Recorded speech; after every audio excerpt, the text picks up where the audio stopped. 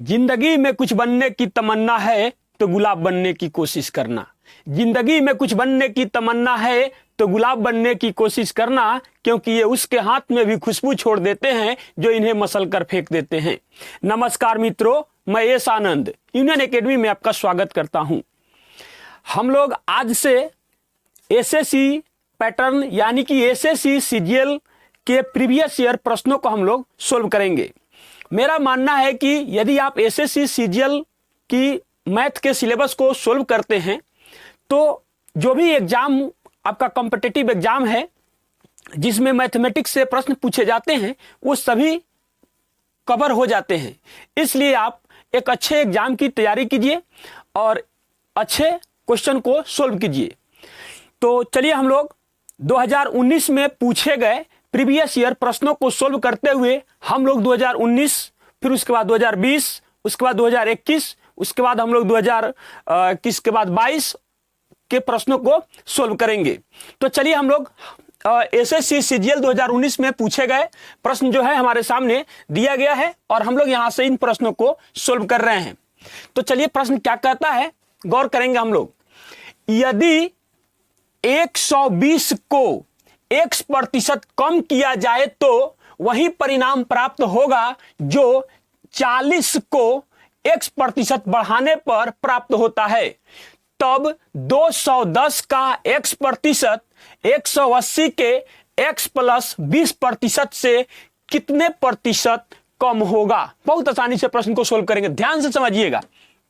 देखिएगा, मैथमेटिक्स का सबसे पहले मैं इसकी खूबसूरती बताता हूं कि इसकी खूबसूरती है कि प्रश्न क्या कह रहा है। अगर इस बात को आप समझते हैं और प्रश्न जो कह रहा है आखिर इस प्रश्न को हम ऐसे ही सोल्व क्यों करेंगे, अगर आप इन बातों को समझ जाते हैं तो मैथमेटिक्स आपके लिए बहुत ही इजी हो जाता है। इससे आसान कोई सब्जेक्ट आपको नहीं लगेगा। अब ध्यान से हम लोग देखते हैं, कहता है यदि 120 को x% कम करने पर, यानी कि 120 का x% कम करने का मतलब हुआ कि 100 - x बटा हो जाएगा 100 इक्वल टू किसके बराबर, वही परिणाम प्राप्त होता है जो 40 को क्या कर रहा है 100 + x हो जाएगा और बटा कितना हो जाएगा हम लोग के पास 100। देखिए x% बढ़ाने पर वही परिणाम प्राप्त होता है, तब 220। तो पहले सबसे पहले x का मान हम लोग को ज्ञात करना होगा। तो इसमें तो कुछ सोचना ही नहीं है, तो कैंसिल हो जाएगा और इससे यह कैंसिल हो जाएगा। तो यहां पर क्या आ जाएगा 3 आ जाएगा। अब ध्यान से देखिएगा, ये हो जाएगा 300 और इधर से आएगा 100, तो घट जाएगा तो क्या हो जाएगा 200 हो जाएगा और ये 3x इधर चला जाएगा तो हम लोग के पास आएगा 4x बराबर 200। तो इससे इसको कैंसिल करेंगे तो x बराबर कितना आ जाएगा 50। x का मान हमें पता चल गया 50। अब ध्यान से देखिएगा क्या क्वेश्चन करता है। तो अब 210, तो 210 का x% यानी कि उसका 50% के भांति काम करेगा, 50%, यानी कि 210 का 50%, इसका अर्थ हो जाएगा 1/2। कितना होगा 1/2 बराबर कितना हो जाएगा 105 हो जाएगा। 105 हो जाएगा। अब ध्यान से देखिएगा यहां पर फिर हो जाएगा 180, इसका क्या बोला है, यहां रखेंगे 50 तो क्या हो जाएगा 70 और 70 का मतलब हो जाएगा 7/10। 7/10 का अर्थ आया तो इससे यह फिर कैंसिल हो जाएगा और 18 7 कितना होता है 126। 126। अब समझिएगा क्वेश्चन क्या कहता है फिर से कितने प्रतिशत कम होगा, यानी कि तब 210 का x% 180 के x + 20% से कितने प्रतिशत कम होगा, यानी इसके तुलना में यह कितना कम है। तो कितना कम है ध्यान से देखिएगा, तो यह 21 कम है। कितना कम है 21 कम है और बटा कितना हो जाएगा 126 और गुना हो जाएगा 100%। अब यहां क्या हो जाएगा हमारे पास 63 और ये कितना हो जाएगा यहां पर, यहां हो जाएगा 50, क्योंकि 2 से कैंसिल हुआ और 21 से यह कितना बार में कटेगा 3 बार में कट जाएगा। तो भाग देंगे तो कितना आ जाएगा 16.2/3%।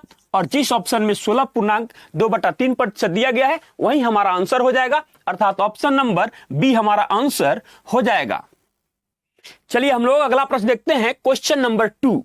क्वेश्चन नंबर जो 2 में दिया गया है, यह प्रश्न कहता है कि किसी वस्तु के अंकित मूल्य पर क्रमिक 2 छूट प्रत्येक x% देने के बाद कुल छूट कुल छूट 259.20 रुपया है। यदि वस्तु का अंकित मूल्य 720 रुपया है तो x का मान क्या होगा, यानी जो प्रतिशत दिया जा रहा है उस प्रतिशत का मान क्या है।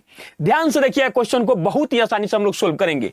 SP equal to SP, SP equal to SP, इसका अर्थ हुआ कि विक्रय मूल्य इक्वल टू विक्रय मूल्य, यानी कि 720 रुपया की कोई वस्तु है, इस पर 100 माइनस x बटा हो जाएगा 100, पहला छूट गुना 2 क्रमिक छूट है माइनस x बटा हो जाएगा 100। अब समझिएगा चीजों को, देखिए अंकित मूल्य पर छूट देने के बाद जो मान बचता है, इस बात को हमेशा याद रखिएगा कि वह हमेशा विक्रय मूल्य ही होता है, सेलिंग प्राइस ही होता है। तो जब हमको सेलिंग प्राइस से इक्वल कर देंगे तो हो जाएगा। अब समझिएगा चीजों को, यहां पर अंकित मूल्य हमको दिया हुआ है, अंकित मूल्य MP डायरेक्ट लिख देते हैं, मार्केट प्राइस MP हमको दिया हुआ है 720 रुपया। अब समझिएगा यहां पर, और हमको छूट दिया हुआ है डिस्काउंट, जो डिस्काउंट दिया गया है कितना है 259.2 मान सकते हैं, इसको कोई दिक्कत नहीं है। अब समझिएगा, तो MP से अगर डिस्काउंट को हटाएंगे तो हमें SP प्राप्त होगा। क्या प्राप्त होगा? SP प्राप्त होगा। घटा दीजिए तो क्या बनेगा, ये बनेगा 10, तो 2 घटेगा तो क्या हो जाएगा 8 हो जाएगा। ये बन गया 9, 9 में से 0 जाएगा तो फिर 9 हो जाएगा। उसके बाद यह बन गया 11, 11 में से 5 जाएगा तो 6 हो जाएगा। उसके बाद यह बन गया 6, यानी कि हो जाएगा 4। तो ध्यान से देखिएगा, ये नहीं दिया हुआ था लेकिन हमने इसको ज्ञात किया, यानी कि 460.8 हो जाएगा। अब समझिएगा चीजों को थोड़ा सा, जब इसको हटाइए तो यहां बनेगा 10, तो 1 0 से 1 0 कैंसिल, और यहां से दिए गए इस 0 से यह कैंसिल हो गया। अब 72 से यह डायरेक्ट कट जाएगा, 64 बार में कट जाएगा, यानी कि 64 बार में कटेगा। तो देखिएगा ये दोनों मिलकर स्क्वायर बनेगा, और इस स्क्वायर के जैसे ही इस साइड भेजेंगे तो इसका और ये जाएगा इधर मल्टीप्लाई हो जाएगा, तो इन दोनों का क्या हो जाएगा, इन दोनों का वर्गमूल निकल जाएगा, यानी कि स्क्वायर रूट निकलेगा। तो स्क्वायर रूट जब 100 का निकालेंगे तो 10 होगा, और 64 का निकालेंगे तो 8 होगा, यानी 80 इधर लाके घटाएंगे और x को इस साइड भेजेंगे तो 100 में से 80 घट जाएगा, तो x का मान क्या आ जाएगा 20%। यानी कि हमसे क्या पूछा है, x का मान क्या होगा, तो 20% होगा। यानी कि जो इस पर छूट दिया जा रहा है 2 क्रमिक छूट, उसका मान जो है 20% है, और जिस ऑप्शन में 20% दिया गया है वही हमारा आंसर हो जाएगा, अर्थात ऑप्शन नंबर बी हमारा ऑप्शन नंबर डी हमारा आंसर हो जाएगा। चलिए हम लोग अगला प्रश्न देखते हैं, क्वेश्चन नंबर 3।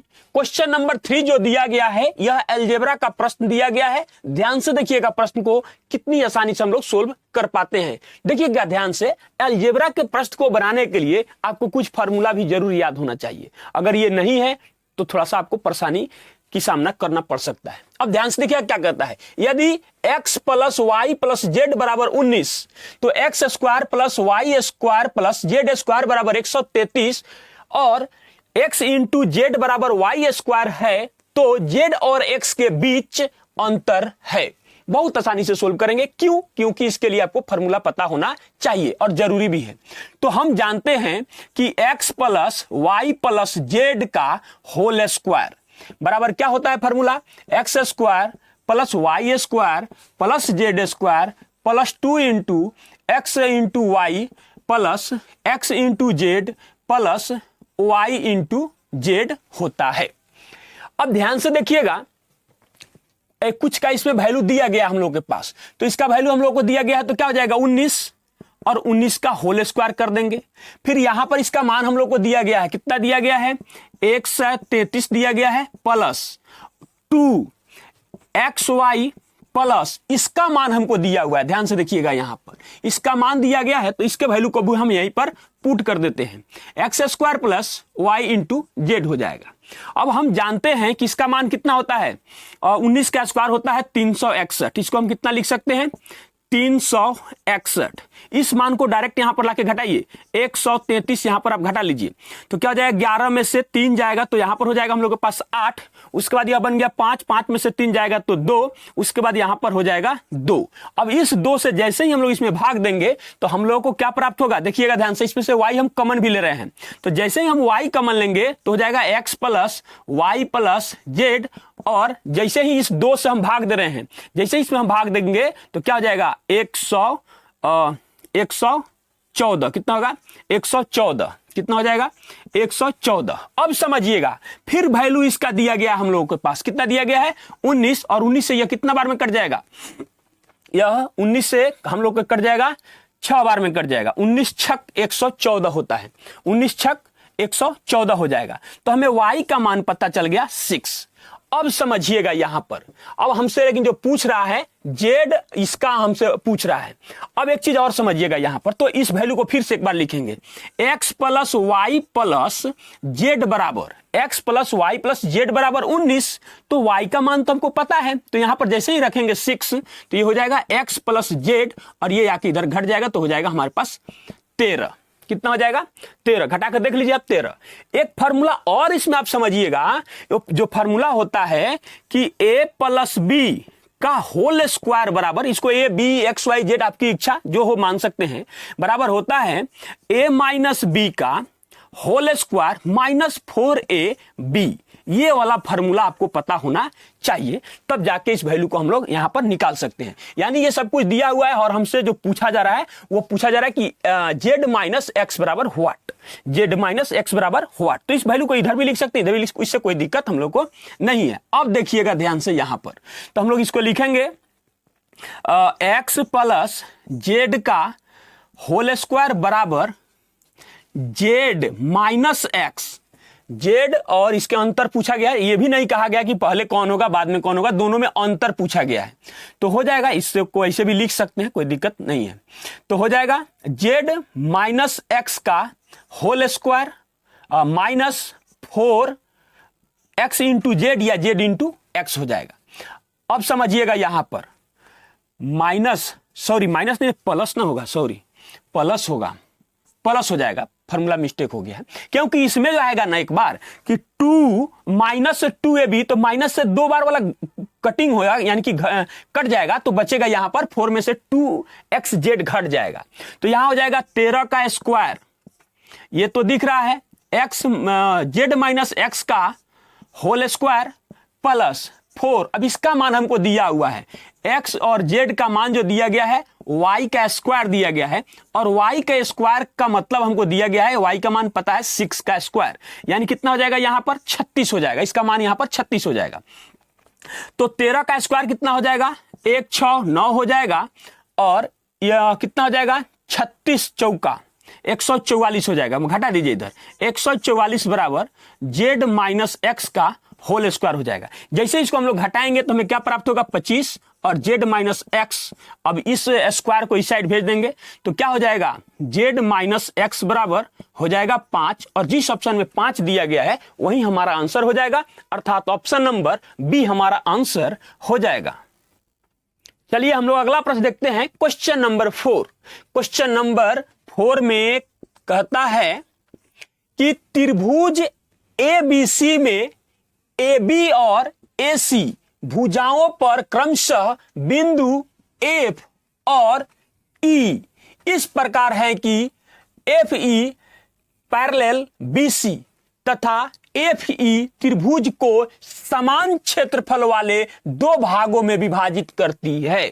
यदि AD लंब BC और AD बिंदु G पर FE को काटती है तो GD अनुपात AG बराबर व्हाट। अब ध्यान से समझिएगा इस प्रश्न को हम लोग कैसे सोल्व करेंगे। तो ध्यान से देखिएगा, दिया हुआ है कि ABC एक त्रिभुज है, A B और C एक त्रिभुज है। फिर कहता है AB और AC, तो AB पर जो बिंदु काट रही है वह F है, क्या है F है, और AC को जो बिंदु काट रही है वो क्या है E है। और एक चीज और बोला गया है कि FE पैरेलल है BC, यानी कि समानांतर है, ये और ये एक दूसरे के समानांतर हैं। तो अब ध्यान से एक चीज देखिएगा, यहां पर हम जानते हैं कि 2 समानांतर रेखाओं को एक तीसरी रेखा काटती है तो दोनों का जो संगत कोण होता है वह बराबर होता है, यानी कि यह तीसरी रेखा का काम कर रही है, तो काम कर रही है तो यह कोण और यह कोण बराबर होगा, और यह कोण और यह कोण बराबर होगा, और तीसरा जो होगा ऑटोमेटिक बराबर होगा। त्रिभुज के त्रिभुज के दृष्टिकोण से। अब समझिएगा, यहां पर एक चीज और फिर बोला गया है कि त्रिभुज को समान क्षेत्रफल वाले दो भागों में विभाजित करते हैं, यानी कि इसका क्षेत्रफल 1 है तो इसका भी क्षेत्रफल 1 है। उसके बाद कह रहा है कि ए से लंब डालना है बीसी पर। देखिए बीसी पर लंब डालना है और इसको एडी बनाना है। जब लंब डालेंगे तो यहां पर 90 डिग्री का कोण बनेगा, यहां पर भी 90 डिग्री का कोण बनेगा, लेकिन उससे कोई हमको यहां पर फर्क नहीं है। और यहां पर जो काट रहा है वो क्या काट रहा है, जी पर काट रहा है। क्या काट रहा है, बोला गया है जी पर एफ को काटती है। एडी जो है जी पर एफ ई को काटती है, तो हमसे ये मान पूछा रहा है। अब यहां पर जब यह और यह दोनों समरूप त्रिभुज हुए, तो समरूप त्रिभुज हुए तो हमारे पास हो जाएगा त्रिभुज ए एफ ई और हो जाएगा त्रिभुज ए बी सी। तो इसका जो एरिया दिया गया, क्षेत्रफल दिया गया है, तो ऊपर वाले का तो क्षेत्रफल 1 होगा। हम पूरे त्रिभुज का बात कर रहे हैं तो इसका क्षेत्रफल क्या हो जाएगा, 2 हो जाएगा, क्योंकि इसका क्षेत्रफल 1 और इसका 1, यानी कि ये पूरा 2 है और ये दोनों को आधा आधा किया गया है। तो अब एक चीज और समझिएगा यहां पर कि दो अगर समरूप त्रिभुज दिया गया है, दो समरूप त्रिभुज दिया गया है, तो उसका जो क्षेत्रफल दिया गया है वह किसी भी उसके दो भुजाओं के संगत जो होता है, संगत भुजा, उसका स्क्वायर करने के बाद में वह क्षेत्रफल ज्ञात हो जाता है। तो जब हमको क्षेत्रफल पता है तो हम क्या करेंगे, उसका वर्गमूल निकाल देंगे, तो हमगे क्या हो जाएगा, उनका जो भी संगत होगा वो सब कुछ हमको पता चल जाएगा। यानी कि अब हमको इसमें जो संगत है इसका दिया हुआ वो हमको पता चल जाएगा। यानी कि यह इसकी ऊंचाई है तो इसकी ऊंचाई भी जो होगा वह संगत ही होगा। तो हो जाएगा हमको ए जी बट्टा ए, इसका नाम तो डी है, लिखना भूल गए हैं, ए डी। तो क्या हो जाएगा, ए डी। इसका वर्गमूल निकालेंगे तो इसका वर्गमूल ऐसे आप कर सकते हैं, 1/√2। तो अब यहां आ जाइए, हमें प्राप्त हो जाएगा ए जी बट्टा ए डी बराबर 1/√2 हो जाएगा। अब समझिएगा, हमसे क्वेश्चन में जो पूछा गया है वो जीडी का मान पूछा गया है। अब यहां से समझिएगा जीडी, तो जीडी का मान प्राप्त करने के लिए हमको एजी के मान को घटाना होगा। यानी कि जो हमसे क्वेश्चन में पूछा गया, हम उस चीज को एक बार लिख देते हैं, जीडी अनुपात एजी चाहिए। तो एजी तो हमको एक दिया हुआ है, ये पता है, लेकिन जीडी बराबर क्या होगा, तो जीडी बराबर होगा एडी माइनस एजी और इसका अनुपात इसके अनुपात के बराबर हो जाएगा। तो देखिए इसका मान हमको कितना दिया हुआ है, √2 और माइनस हो जाएगा 1। उसके बाद क्या हो जाएगा, अनुपात, इसका मान हमको कितना दिया हुआ है 1, तो ये हो जाएगा 1। यानी कि जिस ऑप्शन में √2 - 1 रेशियो यानी कि अनुपात 1 दिया गया है वही हमारा आंसर हो जाएगा, अर्थात ऑप्शन नंबर डी हमारा आंसर हो जाएगा। चलिए हम लोग अगला प्रश्न देखते हैं, क्वेश्चन नंबर 5। क्वेश्चन नंबर 5 में कहता है कि कोई राशि एक निश्चित प्रतिशत ब्याज दर पर 3 वर्षों में 8,028 रुपया और 6 वर्षों में 12,042 रुपया हो जाती है जब ब्याज वार्षिक संयोजित है। राशि है यानी कि हमारा मूलधन क्या है, प्रिंसिपल क्या है।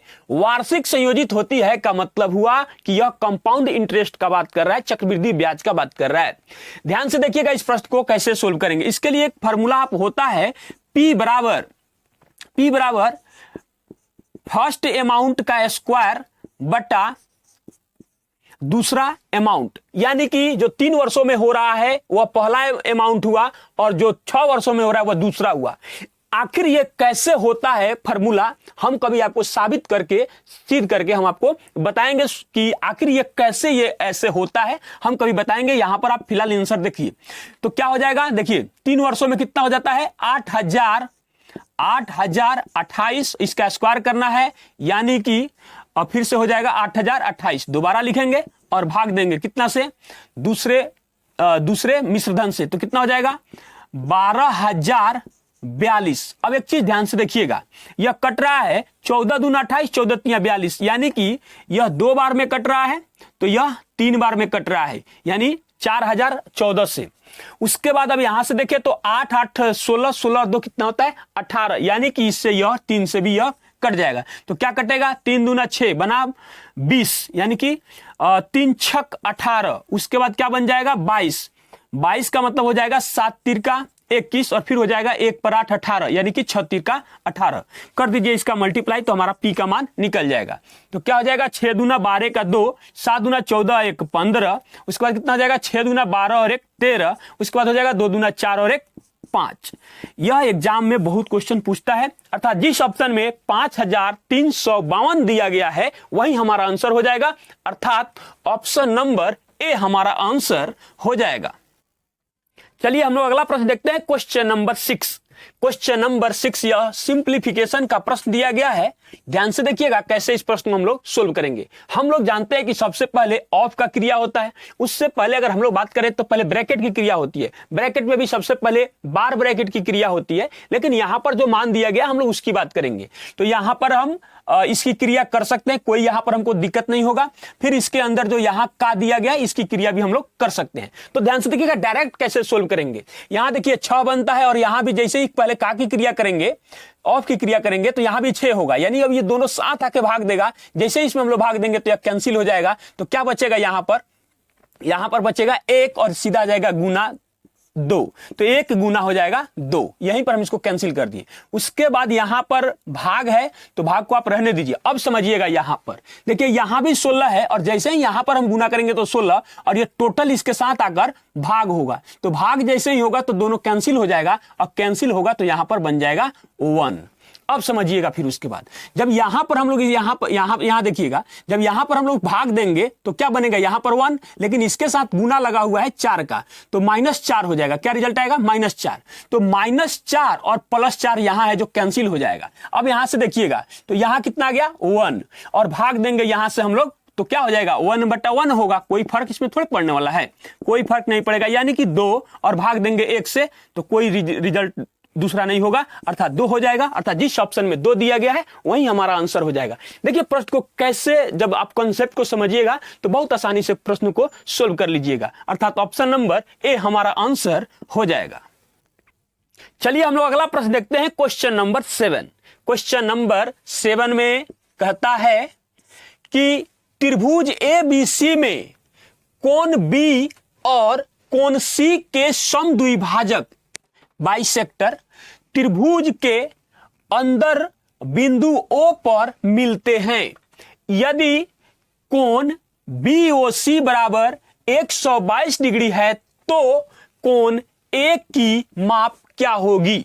बहुत आसान क्वेश्चन है, ध्यान से देखिएगा। इसके लिए एक थ्योरम भी होता है कि त्रिभुज के 2 अंतः कोणों के समद्विभाजक द्वारा बनाया गया कोण एक समकोण एवं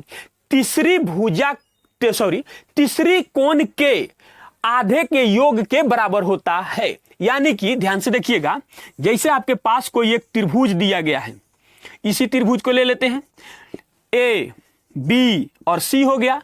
कोण A का इसका समद्विभाजक और इसका समद्विभाजक जिस बिंदु पर मिल रहा है उसका नाम दिया गया है O।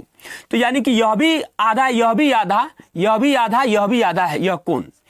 तो यहां पर जो कोण बनता है वह यहां पर, जैसे मान लीजिए हमारे पास दिया हुआ है BOC, जो कोण यहां पर जो बनता है वह जो होता है, जानते हैं कितना होता है, एक समकोण यानी कि 90 डिग्री प्लस तीसरी कोण के आधे के योग के बराबर होती है। यह जो इसका होता है यह कॉन्सेप्ट होता है और इसी कॉन्सेप्ट पर यह बन जाएगा। जिनको ये पता होगा बहुत ही आसानी से इसको सोल्व करके वो फटाफट से बना देंगे। तो यहां पर क्या रखेंगे, वो रख देंगे 122 डिग्री और उसके बाद 90 डिग्री और प्लस A/2 हो जाएगा। तो जैसे इसको इस साइड भेजिएगा तो क्या आपको प्राप्त होगा 32 डिग्री।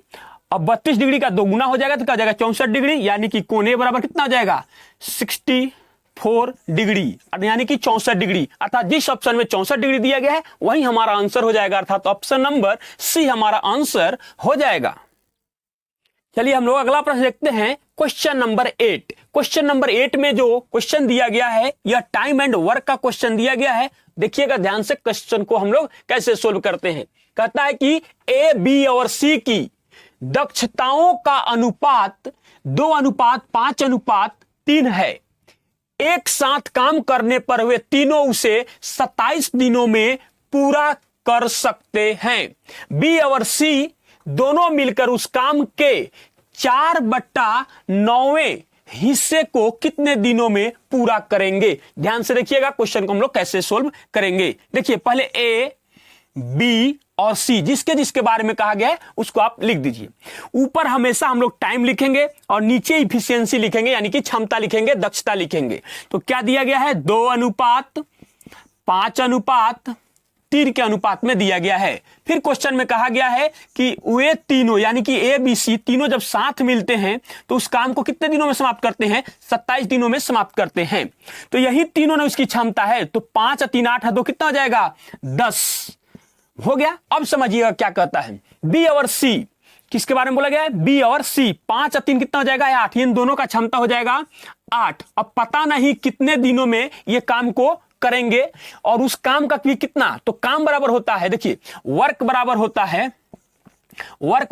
है टाइम और इफिशियंसी के गुणनफल को वर्क कहा जाता है। तो टोटल वर्क हमारे पास कितना होगा, इन दोनों का गुणनफल, तो 27 गुना 10 और इसका कितना चाहिए, 4/9 ही हमको काम कराना है मात्र। अब ध्यान से देखिएगा, इसमें से एक 2 इसको देंगे तो ये बन जाएगा 5 और उस 2 और इस 4 से कट जाएगा ये 8 और यहां से इससे कट जाएगा कितना बार में, 9 तिरका 27, 3 बार में, यानी y का मान कितना आ जाएगा, 15 दिन। यानी कि बी और सी मिलकर उस काम के 4/9 हिस्से को 15 दिनों में पूरा करेंगे और जिस ऑप्शन में 15 दिन दिया गया है वही हमारा आंसर हो जाएगा, अर्थात ऑप्शन नंबर बी हमारा आंसर हो जाएगा। चलिए हम लोग अगला प्रश्न देखते हैं, क्वेश्चन नंबर 9। क्वेश्चन नंबर 9 में कहता है कि किसी त्रिभुज एबीसी के अंतर्गत एक वृत्त बनाया गया है, वह AB, BC और AC भुजाओं को क्रमशः R, P और Q बिंदुओं पर स्पर्श करता है। यदि AQ बराबर 4.5 cm, PC बराबर 5.5 cm और BR बराबर 6 cm है, तो त्रिभुज ABC की परिमाप है। बहुत आसान क्वेश्चन है, ध्यान से समझिएगा, लेकिन कॉन्सेप्ट को समझेंगे तो ये आसान है, नहीं तो नहीं समझ में आएगा कि क्वेश्चन कहना क्या चाहता है। किसी त्रिभुज एबीसी, तो कोई एक त्रिभुज हम बना लेंगे, ए, बी और सी कर देंगे, के अंतर्गत एक वृत्त बनाया गया है। इसके अंतर्गत हम लोग एक वृत्त बना लेंगे, वृत्त बना लिए। अब क्या कहता है, वह ए बी, देखिए ध्यान से, ए बी जो है आर पर काटता है, कहां काटता है, आर पर काटता है। बी सी जो है पी पर काटता है, तो यहां पर पी हो जाएगा। उसके बाद क्या बोला है, ए सी क्यू बिंदु को टच करता है, ध्यान से देखिएगा, ए सी यहां पर हमारे पास क्यू आ जाएगा। उसके बाद स्पर्श करता है, यदि ए क्यू, ध्यान से देखिएगा, ए क्यू बराबर 4.5 cm होगा। फिर पीसी बराबर दिया हुआ है हम लोग को 5.5 cm। उसके बाद बी आर बराबर 6 cm, यहां दिया हुआ है बी आर बराबर 6 cm दिया हुआ है। तो त्रिभुज एबीसी का परिमाप हमसे पूछा जा रहा है। अगर इसका परिमाप का हम लोग बात करें तो 6 और 4 10, 10 5 15, 15 1 16, 16 दूना 32 आंसर हमारा हो जाएगा। लेकिन ऐसा कब होगा, जब हम इस क्वेश्चन को समझेंगे तब होगा। आइए हम इस बात को समझाते हैं। ये कौन सा यहां पर कॉन्सेप्ट लग रहा है, मान लीजिए हमारे पास यहां एक वृत्त दिया गया है, तो किसी बाह्य बिंदु से वृत्त पर खींची गई 2 स्पर्श रेखाओं की लंबाई समान होती है। ध्यान से देखिएगा, एक वृत्त है और एक बाहर से बिंदु यहां से स्पर्श कराते हैं और यहां से स्पर्श कराते हैं, तो जो यह स्पर्श होगा तो उतना अच्छा नहीं हो पाया, लेकिन आप समझिएगा जो हम कहना चाह रहे हैं। ये भी स्पर्श हमारा रेखा है और यह भी स्पर्श रेखा है, तो इन दोनों का जो लंबाई होता है वो बराबर होता है। और यही कॉन्सेप्ट यहां पर लागू हो रहा है, सिर्फ इतना के लिए, फिर इतना के लिए अलग, इतना के लिए अलग। यानी कि जब यह 4.5 है तो यह भी 4.5 ही होगा। फिर ध्यान से देखिएगा, यह 6 है तो यह भी 6 cm ही होगा, क्योंकि यह इसके बराबर है, यह इसके बराबर है और यह इसके बराबर होता है। यह आपका थ्योरम है कि किसी बाह्य बिंदु से वृत्त पर खींची गई दो स्पर्श रेखाओं की लंबाई समान होती है। तो वही चीज है, तो यह भी हो जाएगा हमारा 5.5। इसलिए हम इसको दो गुना कर दिए और आंसर आपको हम बता दिए हैं। तो हो जाएगा हम लोग के पास त्रिभुज ABC का परिमाप बराबर, कर दीजिए कैलकुलेशन। देखिए और 4 4 8 है, एक बन जाएगा 9 और यहां है 12, तो कितना हो जाएगा 12 8 20 और 1 21 हो जाएगा। 21 और 1 ये मिलकर 22 हो जाएगा। 22 और 10 कितना हो जाएगा 32 हो जाएगा। आपकी इच्छा, जिस तरीके से आप इसको या अलग अलग पार्ट बाई पार्ट जोड़ना भी चाहते हैं तब भी जोड़ सकते हैं। यानी कितना हो जाएगा, या दोगुना कर दीजिए, तो बात वही है 32 cm जिस ऑप्शन में दिया गया है वही हमारा आंसर हो जाएगा। चीजों को आप समझ पा रहे हैं या नहीं समझ पा रहे हैं, कमेंट के माध्यम से आप अपनी राय जरूर दीजिएगा। तो जिस ऑप्शन में 32 cm दिया गया है वही हमारा आंसर हो जाएगा, अर्थात ऑप्शन नंबर डी हमारा आंसर हो जाएगा। चलिए हम लोग अगला प्रश्न लिखते हैं, क्वेश्चन नंबर 10। क्वेश्चन नंबर 10 में जो क्वेश्चन दिया गया है वह कहता है कि एक ट्रक किसी निश्चित गति से 384 किलोमीटर की दूरी तय करता है। यदि गति को 16 किलोमीटर प्रति घंटा कम किया जाता है तो उसी दूरी को तय करने में 2 घंटे अधिक समय लगेंगे। मूल गति किलोमीटर में, यानी कि मूल गति का 75% कितना है। बहुत ही आसानी से क्वेश्चन को हम लोग सोल्व करेंगे, ध्यान से समझिएगा। हम जानते हैं कि समय बराबर दूरी बट्टा चाल होता है। यहां जो हम लोग इक्वल करेंगे वह time into time time equal to time, यानी कि समय बराबर समय करेंगे। कैसे समय बराबर समय करेंगे, यानी कि समय का अंतर बराबर समय का अंतर हम लोग करेंगे। अब ध्यान से देखिएगा, 384 किलोमीटर हमें दूरी पता है, तो चाल की बात आई। अब जो मूल चाल है उसमें कितना कम कर दिया गया है, 16 किलोमीटर प्रति घंटा चाल कम कर दिया गया है। तो जाहिर सी बात है जब कम होगा, यानी मूल गति हमारी x है, इसमें 16 किलोमीटर कम कर दिया गया तो टाइम बढ़ जाएगा। अब माइनस 384 बटा x जो ओरिजिनल है हमारा। अब यही चाल कम करने के कारण इसमें 2 घंटे की बढ़ोतरी हो गई है। यही अंतर जो है 2 घंटे के बराबर। अब समझिएगा चीजों को, जब इसको हम लोग सोल्व करेंगे इस तरीके से तो यह द्विघात समीकरण का रूप लेगा, और द्विघात समीकरण का रूप लेगा तो इस प्रकार के क्वेश्चन को हम लोग बाई ऑप्शन बनाते हैं। बाई ऑप्शन बनाते हैं। जब हम बाई ऑप्शन बनाते हैं तो ध्यान से देखिएगा, ऑप्शन वो चीज नहीं दिया गया है। क्वेश्चन में क्या कह दिया गया है कि मूल गति का 75% कितना है।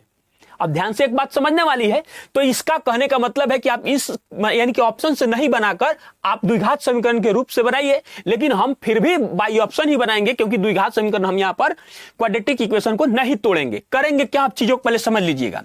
देखिए यहां से 2 से इसको काट दीजिए, जब काटेंगे तो ये क्या बन जाएगा, 1 बनेगा, फिर 9 बनेगा, फिर 2 बन जाएगा। उसके बाद यहां क्या बनेगा 192, यानी कि कट रहा है तो टोटल तो कट रहा है, तो 192 भाग x माइनस 16 माइनस 192 भाग x बराबर 1 हो जाएगा। देखिए समझा रहे इसलिए इतना ज्यादा टाइम लग रहा है। अब समझिएगा, जो भी मान ये दिया गया है यह मात्र 75% ही दिया गया है मूल का। तो बाई ऑप्शन का अगर बात करेंगे तो ऊपर से आप चेक कर लीजिएगा, इसको लिखेंगे कैसे, जैसे ऑप्शन हम डी पर आते हैं चेक करने के लिए, ऑप्शन डी को लेकर हम आते हैं तो क्या हो जाएगा, 75% का अर्थ होता है कि 3/4, यानी 3/4 जो इसका मूल गति है वह 48 है। तो ऊपर से ऊपर कट जाएगा तो 16 16 चौका 64, यानी इसका जो ओरिजिनल चाल है, गति है, वह कितना है 64 किलोमीटर प्रति घंटा है। अब इस मान को इस ऑप्शन में यहां पर हम लाके रखेंगे, तो जैसे ही हम यहां पर रखेंगे तो देखिए यहां रखेंगे तो कितना बनेगा 192 बटा 16 कम हो जाएगा तो 16 कितना हो जाएगा 48, माइनस यहां कितना हो जाएगा 192 बटा 64 हो जाएगा। तो 64 ठीक है, तो कितना कट जाएगा 8 चौका 32 कट रहा है, और ये 8 तिरका, हाँ ठीक है, 6 तिरका 18 और 4 तिया 12, यानी यह कट रहा है 3 बार में और यहां कट रहा है यह 4 बार में, यानी कि अंतर 1। तो देखिए 1 बराबर 1 आ गया। अब बाकी ऑप्शन को देखिएगा तो ये नहीं मतलब फुलफिल करेगा, आपको संतुष्ट नहीं करेगा, तो ये इक्वल कर गया। इसका मतलब जो हमारा मूल चाल है, यानी कि मूल गति है वह कितना है 64 किलोमीटर प्रति घंटा है। तो ये हमारा आंसर नहीं होगा। क्यों? क्योंकि ये बात गौर करने वाली है। मूल गति का 75% और मूल गति का 75% फिर से जब हम ज्ञात करेंगे तो हमें क्या प्राप्त होगा? 48 किलोमीटर प्रति घंटा। और जिस ऑप्शन में 48 किलोमीटर प्रति घंटा दिया गया है वही हमारा आंसर हो जाएगा, अर्थात ऑप्शन नंबर डी हमारा आंसर हो जाएगा। चलिए हम लोग अगला प्रश्न देखते हैं, क्वेश्चन नंबर 11। क्वेश्चन नंबर 11 में कहता है कि यदि 9 अंकों की संख्या 9, 8, 5x 3, 6, 7, 8 y संख्या 72 से विभाज्य है तो 4x माइनस 3y का मान होगा। बहुत आसानी से क्वेश्चन को हम लोग सोल्व करेंगे। यह टेस्ट ऑफ डिविजिबिलिटी, विभाज्यता का नियम अगर आपको याद है तो यह क्वेश्चन बहुत ही आसानी से आप सोल्व कर दीजिएगा। 9, 8, 5, x 3, 6, 7, 8 y है और इसको भाग देना है हम लोग को कितना से? 72 से। इसको तोड़िए, जो संख्या 9 और 8 से विभाजित होगी वह संख्या 72 से भी विभाजित हो जाएगी। तो पहले 8 से विभाज्यता का नियम लगाइए। 8 से विभाज्यता का नियम क्या कहता है? यदि किसी संख्या का अंतिम 3 अंक 0 हो या अंतिम 3 अंक 8 से विभाज्य हो तो वह संख्या 8 से विभाजित हो जाएगी। तो देखिए 8 से भाग दीजिए, 9 8 72, तो बचा कितना? यहां पर 6 बचा, और 6 पर क्या रख देंगे कि इससे यह कट जाएगा पूरा पूरा, यानी कि 8 टाइम 64, यानी इस y का मान हमारे पास आ गया 4। अब समझिएगा यहां पर, अब 9 से विभाज्यता का नियम लगाएंगे तो यहां पर क्या आएगा? तो 9 से विभाज्यता का नियम क्या कहता है कि यदि किसी संख्या में उपस्थित अंकों का योग 9 से विभाज्य है, योग योग योग योग 9 से विभाज्य है तो वह संख्या 9 से विभाजित हो जाएगी। अब ध्यान से समझिएगा, 9 यह पूरा कर रहा है, यह खुद ही कैंसिल हो गया, 6 3 यह कैंसिल हो जाएगा, 5 और 4 यह कैंसिल हो जाएगा। उसके बाद ध्यान से देखिएगा, 8 और 8 16 और 2 इसको देंगे तो कितना हो जाएगा? इसको 2 देंगे तो ये बन जाएगा 18 और यहां आ जाएगा 5, ये बना 5। तो इसके जगह पर हम क्या रख दे कि यह 9 बन जाए? तो 5 पहले से है, इसके जगह पर भी 4 रखेंगे, यानी हमारे पास जो मान आया x बराबर भी 4 और y बराबर भी 4 आया। और हमसे जो क्वेश्चन में पूछा जा रहा है वो पूछा जा रहा है कि 4x माइनस 3y बराबर व्हाट? तो मान रखिए 4 गुना 4 माइनस 3 गुना 4 हो जाएगा।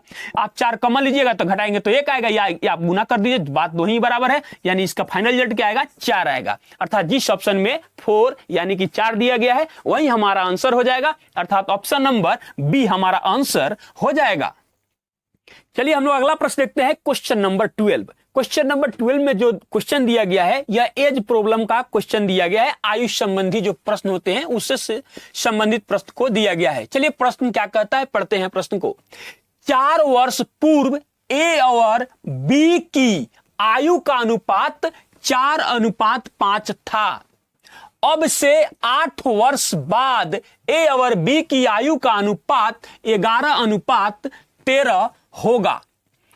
उन दोनों की वर्तमान आयु का कुल योग क्या होगा? अब ध्यान से समझिएगा, ए और बी के बारे में कहा गया है कि 4 वर्ष पूर्व यानी कि वर्तमान जो है उससे 4 वर्ष पीछे की बात कर रहा है। जो इन लोगों का आयु का अनुपात था वह 4:5 था। कितना था? 4:5 था। फिर से लिख देते हैं, 4:5 था। और फिर कहता है कि 8 वर्ष बाद कितना हो जाएगा? 11:13 हो जाएगा। कितना होगा? 11:13 होगा। बीच में जो वर्तमान का बात कर रहा है, वर्तमान गायब है, हमें ज्ञात करना है। अब समझिएगा यहां पर कैसे पता करेंगे। यहां कितना का अंतर है? तो 8 का अंतर है। यहां कितना का अंतर है? 7 का अंतर है। दोनों में जो अंतर होना चाहिए वो इक्वल होना चाहिए। तो जब अंतर इक्वल नहीं है तो यहां के अंतर को यहां के डिफरेंस से इसमें मल्टीप्लाई करते हैं और यहां के डिफरेंस से इसमें मल्टीप्लाई करेंगे। तो यहां तो 1 का अंतर है, इसमें मल्टीप्लाई करेंगे तो कोई फर्क इसमें नहीं पड़ने वाला है। लेकिन यहां 2 का अंतर है तो इसमें फर्क पड़ेगा, नया वैल्यू प्राप्त करेंगे। यहां का 2 के अंतर से इसमें गुना करेंगे तो 4 दूना 8 हो जाएगा और ये कितना हो जाएगा? 5 दूना 10 हो जाएगा। अब देखिए ध्यान से, 10 और 13 में कितना का अंतर है? 3 का है। 8 और 11 में 3 का अंतर है। इसका मतलब हो जाएगा कि अनुपात 3 का गैप बराबर 4 साल ये और 8 साल ये, यहां तक पहुंचने में इसको 12 साल का समय लगेगा। जो 12 साल का अंतर है वह अनुपात में 3 के बराबर है। इस पर कभी हम लोग मोर डिटेल चर्चा करेंगे। अब ध्यान से देखिएगा, 12 वर्ष होगा तो अनुपात 1 का मान क्या होगा? अनुपात 1 बराबर हो जाएगा 4 वर्ष होगा। अब ध्यान से समझिएगा, आपकी इच्छा हो तो इस मान को निकाल कर और 8 साल घटा देंगे तब वर्तमान में जाएंगे, और नहीं तो इस मान को ज्ञात करके और इसमें 4 साल जोड़ देंगे तब हम वर्तमान में आ जाएंगे। तो 8 चौका 32 और 4 कितना हो जाएगा, 36 साल के वर्तमान में कौन है, ए है। और कितना हो जाएगा, 40 और 4 कितना हो जाएगा, 44, यानी कि 10 चौका 40 और ये 4 साल के बाद ना यहाँ वर्तमान का बात कर रहा है। देखिए वर्तमान में ए जो है 36 साल का है और बी कितने सालों का है, 44 साल का है, और इन दोनों का योग पूछा गया है। 4 इसको देंगे तो 40 बन जाएगा, 40 कितना हो जाएगा, 80, अर्थात जिस ऑप्शन में 80 वर्ष दिया गया है वही हमारा आंसर हो जाएगा, अर्थात ऑप्शन नंबर सी हमारा आंसर हो जाएगा। चलिए हम लोग अगला प्रश्न देखते हैं, क्वेश्चन नंबर 13। क्वेश्चन नंबर 13 में कहता है कि ओ केंद्र वाले एक वृत्त की त्रिज्या 10 cm है, पी क्यू और पी आर प्रत्येक 12 cm की जीवाएं हैं। पी ओ क्यू आर जीवा को बिंदु एस पर काटती है। ओ एस की लंबाई क्या है। ध्यान से देखिएगा प्रश्न को हम लोग कैसे सोल्व करेंगे। ओ केंद्र वाले एक वृत्त है, तो मान लीजिए कि इसका ओ जो है यह केंद्र है, इसका वृत्त है। फिर कहता है कि इसकी जो त्रिज्याएं है 10 cm है। पी क्यू एक ही बिंदु से, ध्यान दीजिएगा, पी क्यू, और फिर कह रहा है कि पी क्यू और पी आर, हाँ ठीक है, पी आर जो है 12 cm, कितना है 12 cm, और यह भी है 12 cm। 12 cm की दो प्रत्येक यानी कि 2 जीवाएं हैं। पी से ओ की तरफ कह रहा है, पी ओ क्यू आर को, क्यू आर देखिए यहां से यहां जाएंगे तो क्यू आर हो जाएगा। क्यू आर को एस पर काटती है, कहां काट रही है, एस पर काट रही है। तो पूछता है कि ओ एस की लंबाई क्या है, यानी यहां से यहां तक की लंबाई क्या है। एक चीज और समझिएगा आप, यहां से यहां तक, या इसको थोड़ा सा हम और बड़ा बना देते हैं ताकि हम लोगों को सुविधा हो जाएगा। यहां मान लीजिए कर दिए यहां पर, और यहां ओ कर दिए। मान लीजिए कि यह इसका केंद्र है, और ये जो है इसका आर है, त्रिज्या दिया हुआ है 10 cm, ये भी आर ही है, 10 cm दिया हुआ है। अब ध्यान से देखिएगा, तो यह भी तो एक जीवा के भांति काम कर रहा है। क्यू आर वहां बता भी रहा है, क्यू आर जीवा है। तो हम जानते हैं कि जीवा पर केंद्र से डाला गया लंब जीवा को 2 बराबर भागों में विभाजित करता है, यानी कि यह दोनों पार्ट एक ही बराबर होगा और यहां पर 90 डिग्री का कोण बनेगा। तो जब यहां पर 90 डिग्री का कोण बनेगा तो इस साइड भी 90 डिग्री का कोण बनेगा, इधर भी 90 डिग्री का कोण बनेगा। कोण तो बनना लाजमी है, दोनों तरफ समान कोण बनेगा। अब समझिएगा चीजों को थोड़ा सा। तो मान लीजिए हमको तो ज्ञात करना है, यहां से यहां तक के मान को ज्ञात करना है। तो मान लिए कि यह मान ओ एस जो है, ओ एस लिख देते हैं, ओ एस बराबर ए मान लिए, और यहां से यहां तक हम बी मान लिए। तो जब बी मान लिए तो यहां पर भी एक त्रिभुज का निर्माण हो रहा है और यहां पर भी एक त्रिभुज का निर्माण हो रहा है, और बी जो है दोनों में कॉमन है, तो बी बराबर बी कर देंगे, बी बराबर बी कर देंगे। वही चीज हम लोग यहां पर करने जा रहे हैं। अब ध्यान से देखिएगा, तो 90 डिग्री का ठीक सामने यह कर्ण हो गया, और इसको क्या करेंगे हम लोग, देखिएगा क्या लिखेंगे, ओ और पीओ कहिए चाहे ओ क्यू कहिए, पीओ ही कह देते हैं। पीओ बराबर जो है आर दिया गया है और आर का मान 10 cm दिया गया है, यह ध्यान में हमारे होना चाहिए। तो यह क्या हो जाएगा, देखिए कर्ण स्क्वायर यानी कि 12 का स्क्वायर बराबर बी का स्क्वायर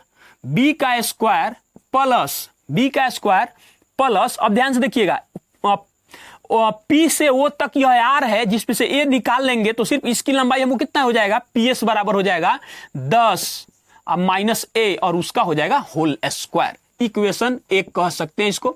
अगला देखिएगा, इसमें आइएगा, अब यहां पर इसके ठीक सामने जो है यह कर्ण का काम कर रहा है, हाइपोटेनस का काम कर रहा है। तो हम जानते हैं कि एच स्क्वायर बराबर B square plus P square, तो हो जाएगा कोई दिक्कत नहीं है, तो हो जाएगा बी स्क्वायर प्लस ए स्क्वायर हो जाएगा इक्वेशन नंबर 2।